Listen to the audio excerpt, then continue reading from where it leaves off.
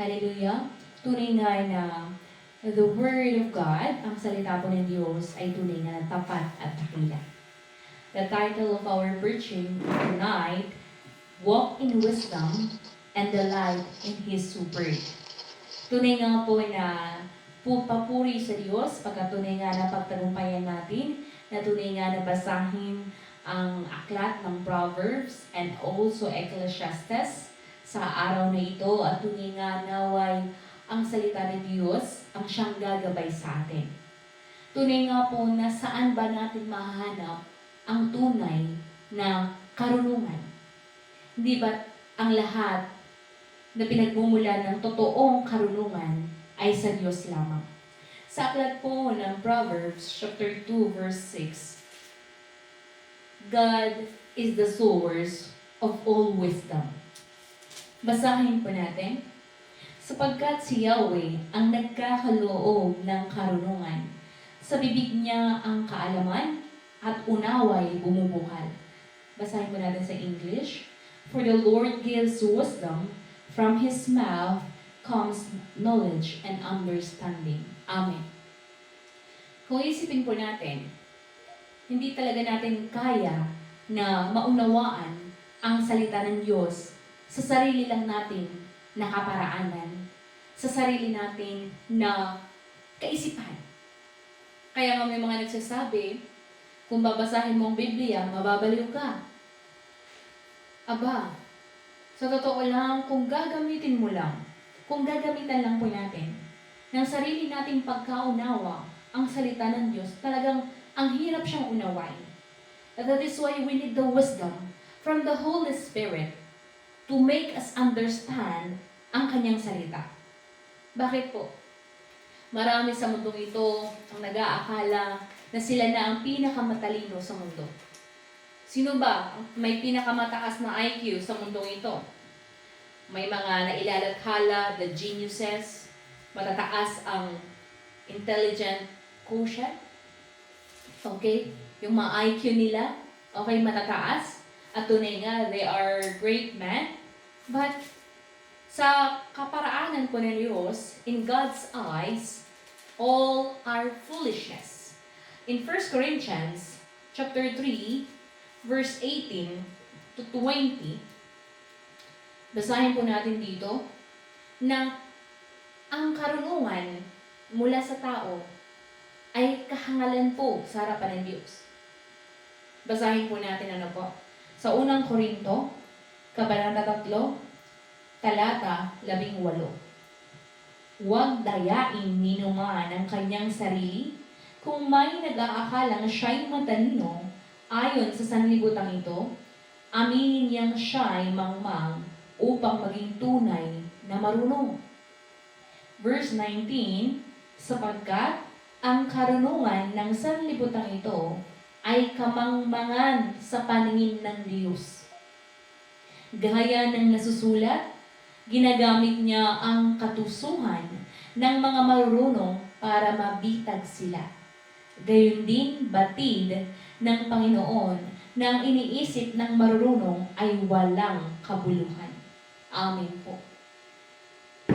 Maaring tayo po ay matalino sa mundong ito, pero hindi po sapat iyan upang mapaluguran natin ang Diyos. Kaya nga, ano po yung main text natin in Proverbs 9, di ba? Na the beginning, okay, ang pasimula ng karunungan ay ang pagkatakot, pagrespeto sa Diyos. The fear of God, okay, is the beginning, pasimula. Kasi nga, kung hindi natin, if we will not acknowledge God, how can we have true wisdom? How can we have true understanding sa kanyang salita? Paano natin na tayo'y tao na mauunawaan natin ang Diyos na siyang lumikha sa atin? Okay. Paano ang langgam maiintindihan niya kung gaano kalaki ang isang elepante? Ganun po ang parabola nun. Kung ang langgam ay apakaliit lang ang perspektibo, kaya para tayong mga langgam. Kaya, sa totoo lang, tama po na minsan Nagiging makitid po ang ating pangunawa. Kaya hindi tayo nakakaintindi. Kaya tayo po ay nananalangin, Father God, give me wisdom. Kasi napakahalaga po the wisdom that comes from God. Okay. Tignan nyo na naman, January 1 today. Okay, sino ang mga napuyat? Or walang magawa kasi mapupuyat ka talaga dahil sa ingay. Salamat sa Diyos, binigyan niya ako ng mahimbing na tulog. Okay? Tunay nga po na sa mundong ito, marami silang kaparaanan. Yun nga yung sinasabi natin, na para daw mapalayas ang mga malas, ang mga sumpa, ang mga masasamang espiritu, maruruming espiritu, kailangang mag-ingay to drive out demons. But the wisdom of God is written in Mark 16 to 18, that in my name you will drive out demons. Ibig sabihin, by the name Jesus, okay, is true wisdom na by the command, gamit ang otoridad ng pangalang Jesus na ating tinatanggap, na papalayas po ang mga demonyo. Hindi natin kailangan talagang mag-ingay, okay, na talagang kung ano-ano na ang pinapaputok dyan. Ayan, may mga paputok pa rin, may mga aftershock ng paputok ngayon. Marami din naman na nag-New Year's resolution. Sige nga po. Sa ilang taon na nag-New Year's resolution tayo, perfect po ba ang ating nagawa na New Year's resolution? Kaya nga sinungaling ang tao eh. Maraming pinaplano pero hindi naman natutupad. Bakit po? Sa aklat po ng Kawikaan, paborito natin ngayon ng Kawikaan, dahil yun po yung binasa natin kanina. Okay? Proverbs 19, verse 21, na okay, maaring marami tayong paplanuhin, pero at the end, ang Diyos pa rin po ang magtatakda. Ano po? Okay, sa aklat po ng Kawikaan, okay, chapter 19, verse 21, ang isang tao ay maraming iniisip, maraming binabalak. Ngunit ang kaloob din ni Yahweh ang siyang mananaig. In English, many are the plans in the mind of a man, but it is the purpose of the Lord that will stand. Amen. Okay? Bilang tao, of course, marami po tayong pinaplano. Kaya nga po, even if we plan so much, okay, kaya nga po tayo nananalangin para idulog ang ating mga panalangin sa Diyos. Pagkat tunay nga na kung walang paggabay, walang pagtulong ng Diyos, hindi po tayo makakapagtagumpay. Sa buhay pananampalataya, hindi po tayo makapagtagumpay kung wala po tayo. Okay, if we do not remain in the branch. Sa ating last year ni slogan, let us bear fruit in Jesus' name. Alam niyo po ba na makakapamunga lang po tayong totoo kung mananatili tayo to remain in the vine, to remain in Jesus. Now, this year, 2026, ang nais naman po ng Diyos sa atin, maging kagalakan nga po natin ang sumunod. Maging kagalakan natin ang Panginoong Yesus. Bagamat marami man, many will cause us to feel sad. Maraming mga bagay na maaring mag-cause sa atin na malungkot, malumbay. Pero that doesn't mean na mananatili tayo in that state of sadness.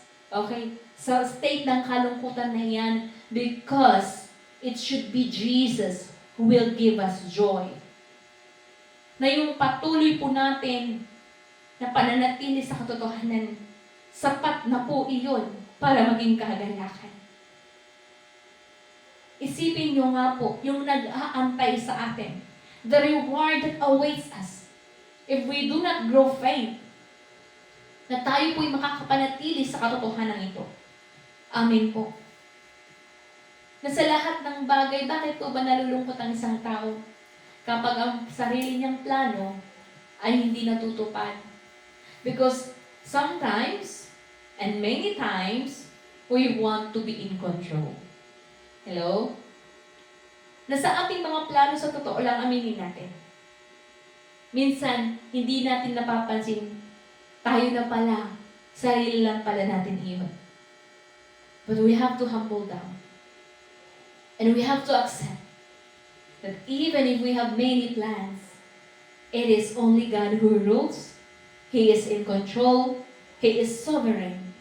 And that acceptance, yung pagtanggap na yun, will give us peace, magbibigay sa atin ng kapayapaan, magbibigay sa atin ng assurance na hindi man nasunod ang sarili nating plano, ngunit ang plano ng Diyos ang dapat na masunod.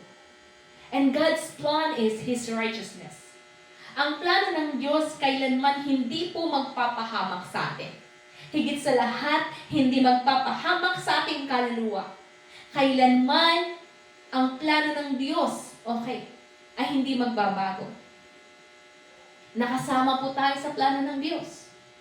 Higit sa lahat, ang kanyang plano, of course, number 1, and His will is for His Son. Alam na po natin yun, tama po ba? That in Colossians chapter 1, verse 16, lahat po ng bagay, all things, ay para po sa anak ng Diyos.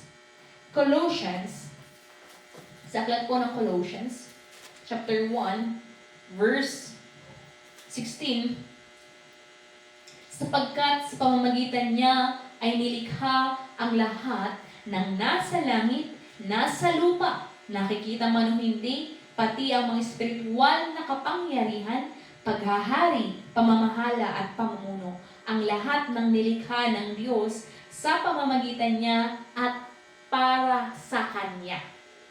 By His power, by His might, by His will, we came into existence. Now, as created by God, tayo po'y mga nilikha ng Diyos. We have to serve our purpose. And that is God's plan for us. Kaya nga kung hindi po tayo aayon sa plano ng Diyos, then we are going against God. Kumakalaban, pag tayo po ay tumataliwas sa plano ng Diyos, then we, sa totoo lang, naging rebelde po tayo sa harapan ng Diyos. Ano po ba makukuha ng isang rebelde? Sa isang pamilya, ang nagre-rebeldeng anak, hindi siya makakatamasa ng pagpapala mula sa kanyang sariling magulang. How about the rebels in our country? Sa tingin nyo, mananaig sila? No. In the book of Ephesians chapter 6, it is God who established all authority. Kaya nga, we have to remain respectful.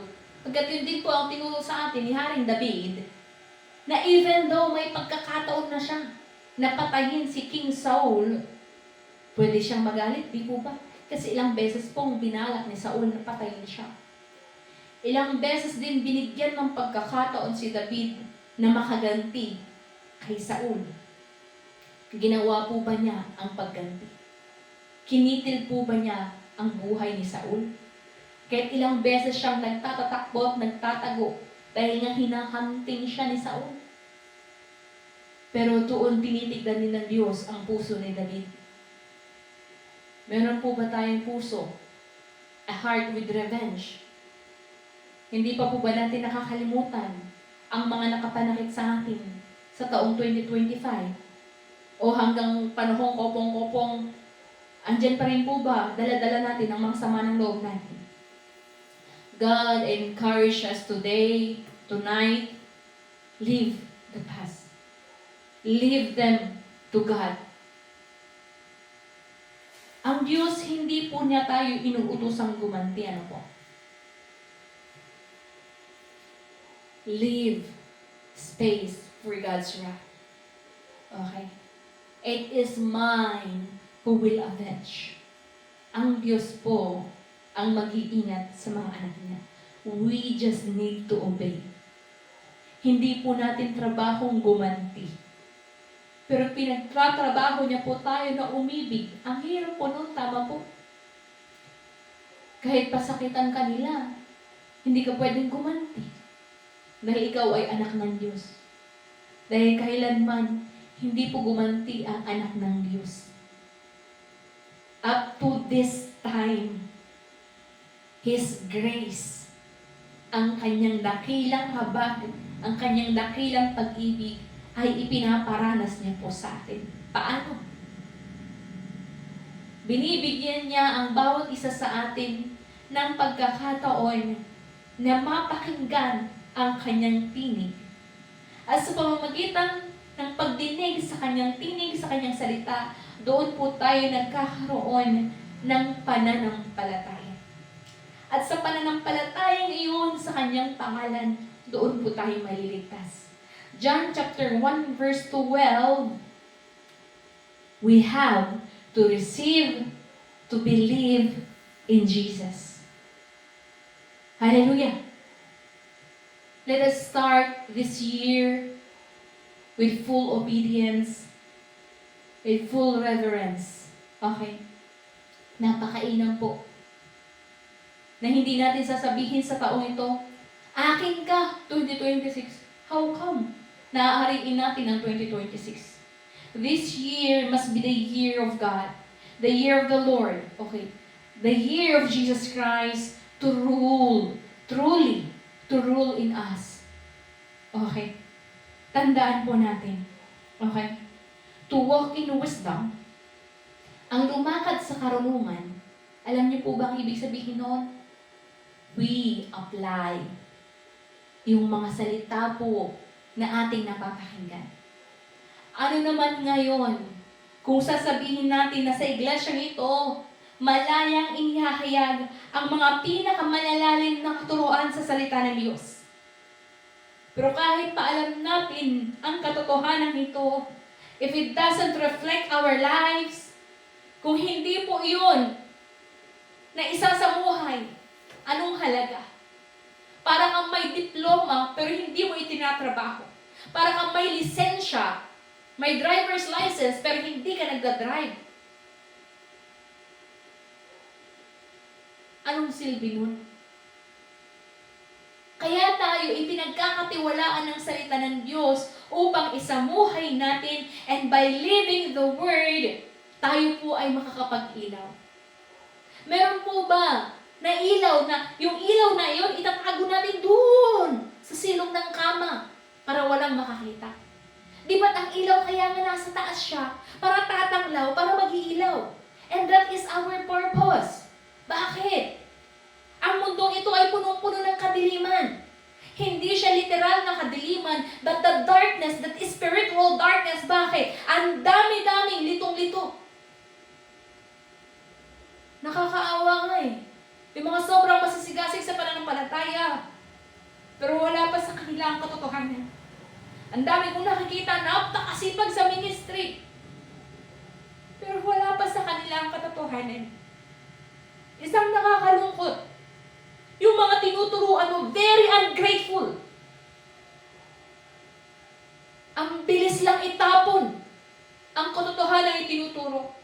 Now the question is, will we walk in wisdom? Will we walk with God? Na kahit hirap na hirap tayo, lalakad pa rin tayo sa katotohanan. That's the test of faith. Ang pananampalataya hindi pa umpisa lang. But the test of faith, mananatili ka ba hanggang sa wakas? Yun ang tanong. O pag nasaktan ka na sa preaching, ay ayoko na. Tinitirada na naman ako ni Pastor Raymond, lalo pag nanirada iyan. Pag tayo po ay punong-puno ng emosyon, full of pride, okay, hindi pwedeng salingin. You don't belong in here. Hindi ka pwede dito. Bakit? Dito, kailangan talagang madurog ang ating puso hanggang sa matutunan natin magpakumbaba. Bakit ko po yung nasasabi? Dahil I myself, dinudurog ng Diyos ang lahat ng aking katwiran. Ang lahat ng aking pwedeng ipagmalaki. Ilang beses niyang dinurog, ilang beses niya ako ibinabagsak. Para sa aking buhay, even in this ministry, wala kaming ibang sasabihin na ang lahat ng ito, kayo na kasama namin, ay bigay ng Diyos, wala sa amin. Hindi kami. Isipin mo, for 3 years here in Aurora, nasaan ang mga tinuruan mo from day 1, 2022? Saan yung mga pagsisipag na iyan? Sabi ko nga, ilang beses kami binabagsak ng Diyos. Para pag ibinigay na niya yung katagumpayan, hindi kami pwedeng magmayabang ni Pastor Raymond na napangyari ito, lumago ito, ang church na ito dahil kami ang nagsipag. Wala pong ganun mga kapatid. Ibibigay niya sa amin ang bunga ng panalangin sa mga tao na puro at handang panghawakan ng katotohanan. Wisdom flows from the Word of God.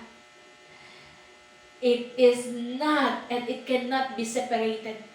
Hindi maihihiwalay ang karunungan, ang totoong karunungan sa salita ng Diyos. Kasi nga uulitin natin, ang pinagmulan ng karunungan ay ang Diyos mismo. At ang karunungan sa mundong ito ay kamangmangan sa harapan ng Diyos. Haharap ba tayo doon?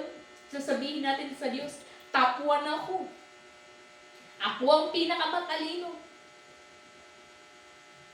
Kamangmangan po sa harapan ng Diyos kung ipagmamayabang natin sa Kanya anuman na achievements natin in this world.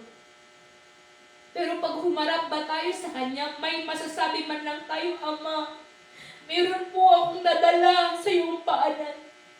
Meron po akong naakay ng kaluluwa sa iyong paanan. Meron po ba tayong sasabihin na gano'n? Na Ama, nakapanatili po ako at ito po ang mga bunga ng aking panalangin. Narito po ang mga kaluluwa na naakay dahil nga nanatili ako sa katotohanan. Let us have the true heart.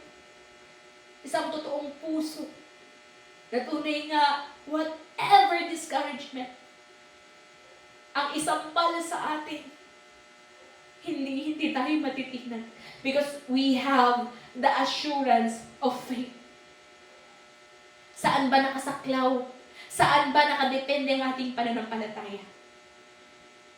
Paulit-ulit po namin sinasabi, hindi po dapat sa amin. Paano pag nakakita kayo ng kahinaan namin? Babagsak na rin po ba kayo sa pananampalataya? O sino man sa mga kapatid? Tayo po ay nagsasama-sama sa iglesyang ito na mga makasalanan lahat.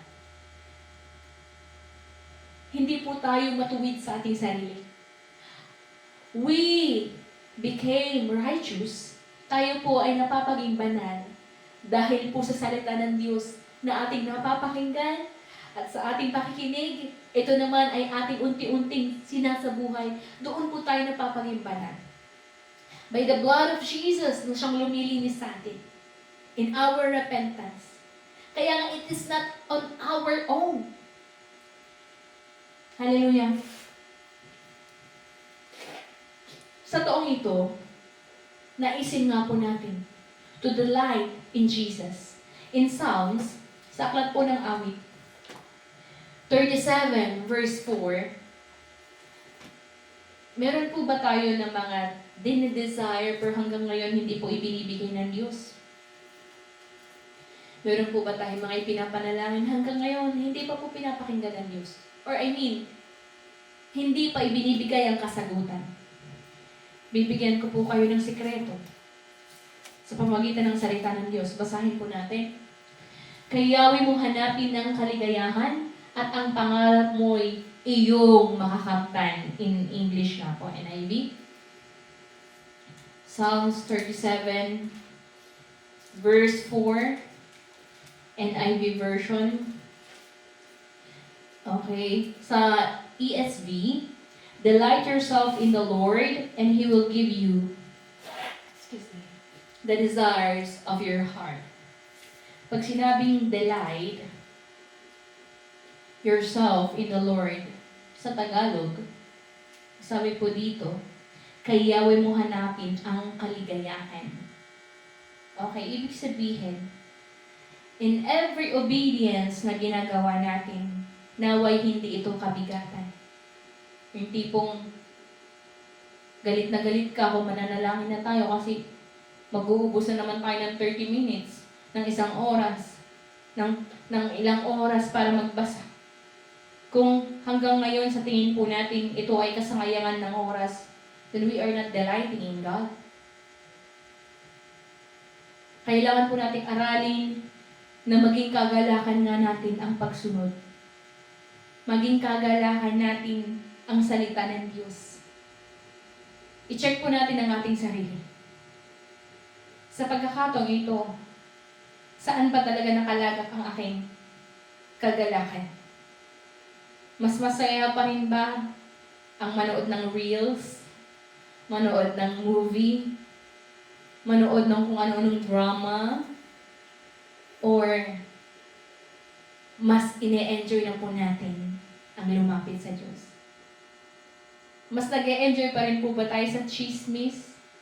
Or mas nag-e-enjoy na tayo ngayon sa pagpapatotoo? Saan po ba tayo nag-e-enjoy? Naiintindihan po namin na sa mga nag-uumpisa, mahirap. Masaya ka ba pag ibibigay mo yung tithes and offering mo? Bibigay ko na naman to. Pambili ko dapat ito ng Shopee. Pambayad ko dapat ito ng Shopee. Hello? Tunay nga po na matutunan natin na ang buhay po na ito sa mundo ay panandalian. Nabasa na po natin kanina sa aklat po ng Kawikaan at mga ngaral. Sa mga ngaral, bakit po idinagdag natin yung mga ngaral, Ecclesiastes? Para maunawaan niyo po na sa totoo lang, lahat ng bagay sa mundo ito ay walang kabuluhan. Tunay na walang kabuluhan kung ito ay hindi nagagamit para sa Diyos. Pero paano nagkakaroon ng kabuluhan ang lahat ng ating ginagawa when we daily offer it to God?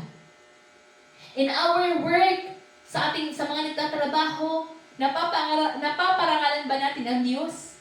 Nag-iilaw ba tayo? Nakikita ba nila sa atin na tunay nga tayo po ay anak ng Diyos?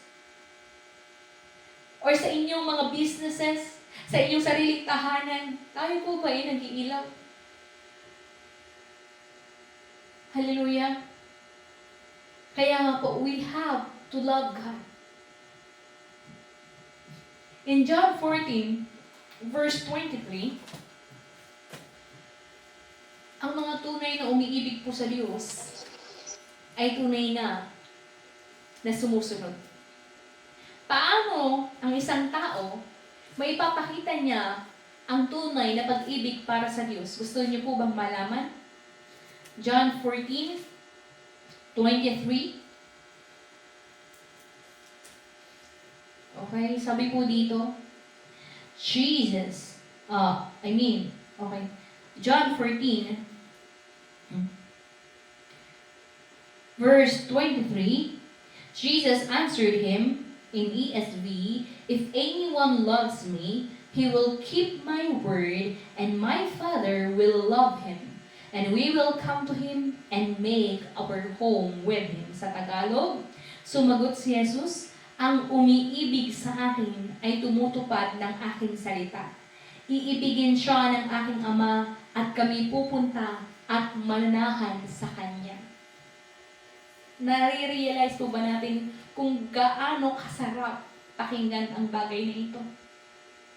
Na sino man ang totoong umiibig sa Diyos, naturalmente magiging kagalakan natin ang sumunod. At kung tayo sumusunod, iibigin tayo ng Diyos. And He will dwell in us.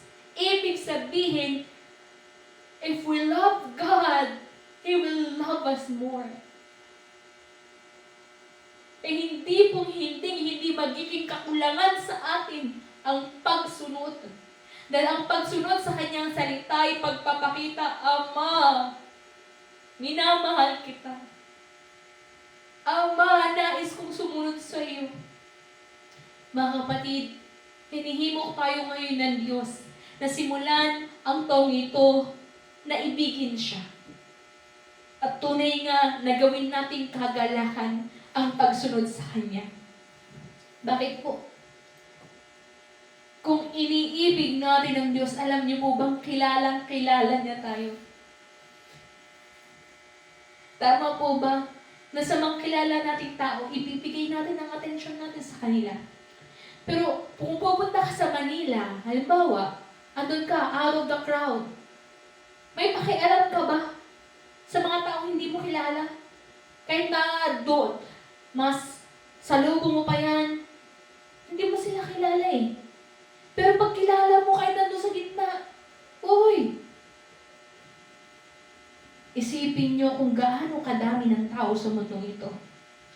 Pero God is so loving that tayo, yes, ako, ikaw, kayo, mga kapatid, ay tunay nga na iniibig tayo ng Diyos. Hindi pa ba sapat iyon para maging magalak tayo?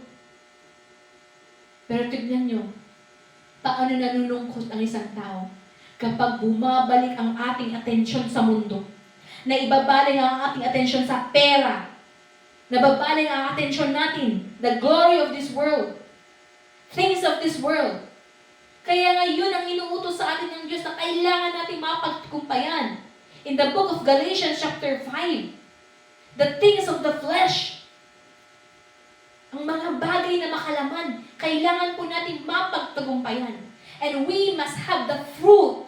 Okay, please, basahin niyo po, assignment niyo ang Galatians chapter 5, verse 22 onwards, the fruit of the Holy Spirit.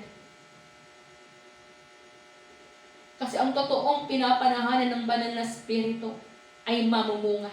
Sige na nga po, hindi ninyo na assignment, basahin na natin. Galatians, okay lang naman sa atin, ano po, kahit mag-extend tayo. Wala naman siguro magagalit. Sa aklat po ng Galatians chapter 5, okay.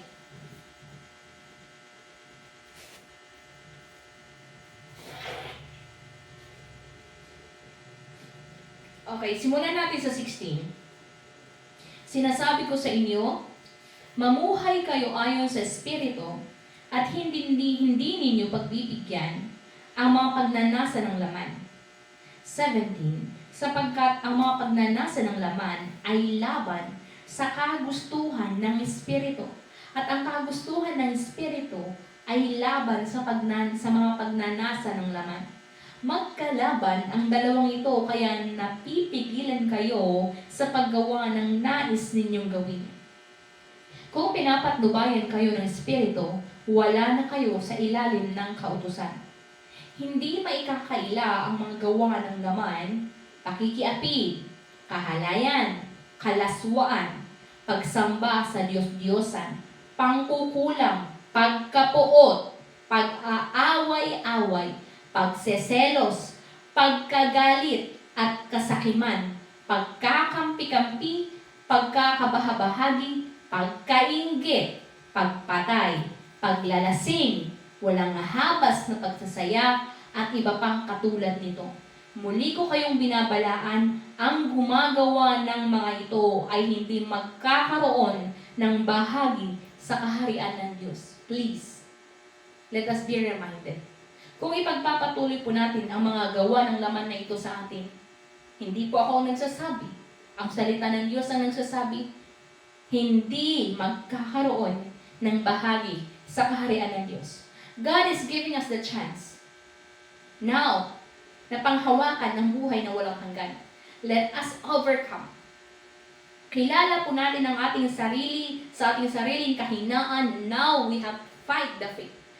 We have to fight the good fight of faith. Ibig sabihin, kailangan po nating magtagumpay. Amen? In verse 22, subalit, ang bunga ng Espiritu ay pag-ibig, kagalakan, kapayapaan, pagtitiyaga, kabaitan, kabutihan, katapatan, kahinahunan, at pagpipigil sa sarili. Walang batas laban sa mga ganito. At ipinako na sa krus ng mga nakikipag-isa kay Kristo Jesus ang kanilang laman at ang masasamang hilig nito. Kung binigyan tayo ng buhay ng Espiritu, mamuhay rin tayo ayon sa Espiritu. Huwag tayong maging palalo, huwag nating galitin ang isa't isa, at huwag rin tayong mainggit sa isa't isa. Hallelujah! And tunay nga po, balik po tayo sa main text natin. Ba't ko pala sinara? Nawa po, makitaan tayo the true fruit of the Holy Spirit. The fruit of the Spirit. Kasi ang bunga kasi hindi mo mapepeke iyan. Ang santol, hindi mamumunga ng bayabas. Okay? Sa Proverbs 9, 8 to 12. Okay? Ang mangga, paborito ko ang mangga eh. Salamat sa nagbigay ng mangga. Okay? Ay, hindi lang naman po yun. I mean, sa lahat po pala ng nagbigay ng mga regalo, all their Thanksgiving offering, you will be surely rewarded. Kaya we declare blessing upon blessing. We sincerely and gratefully acknowledge all your Thanksgiving offering at tuninga, mas higit pa na tuninga na pinapasalamatan namin mismo ang bawat isa sa pananatili po sa katotohanan. Amen po. In Proverbs 9, verse 8 to 12, punahin mo ang mapangutya at magagalit pa sa iyo. Ngunit payuhan mo ang matalino, iibigin ka nito. Sino po sa atin ang ayaw maituwid? Pag meron po tayong ugaling ayaw maituwid, makatuwiran pa tayo sa ating sariling katwiran, let us hear the word of God now, tonight. Kailangan po natin ibigin ang katuwiran ng Diyos. That whenever we are corrected, sa tuwing tayo po ay nakakarinig ng salita ng Diyos at itinutuwid tayo, pasalamatan po natin. Dahil hindi naman talaga natin mauunawaan at marirealize na mali tayo kung walang magsasabi, walang magtuturo. Tama po? Now, in verse 9, matalino'y turuan mo, lalo siyang tatalino. Ang matuwid ay aralan, lalago ang dulong nito. Sino dito ang gusto maging matalino? Hallelujah.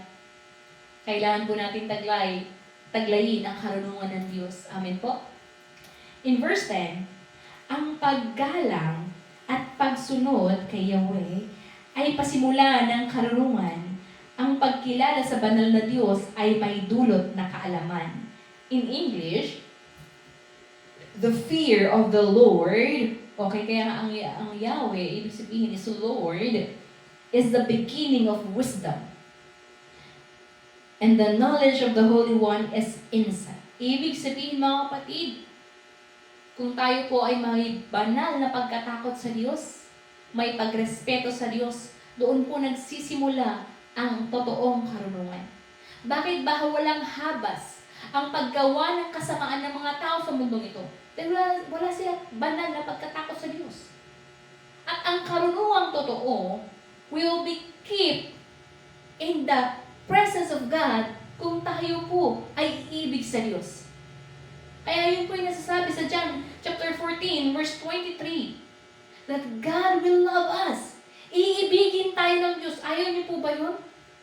Ang sarap kaya na ibigin ka ng Diyos. Ayaw niyo? Na sa tuwing hindi niyo maisip na kahit tayong makasalanan, pinatawad niya tayo. Alam ko ang bawat isa sa atin nakaranas ng kagalingan mula sa Diyos. Kaya naman talaga tayo nagkakasakit dahil may kasalanan tayo. Tama po ba?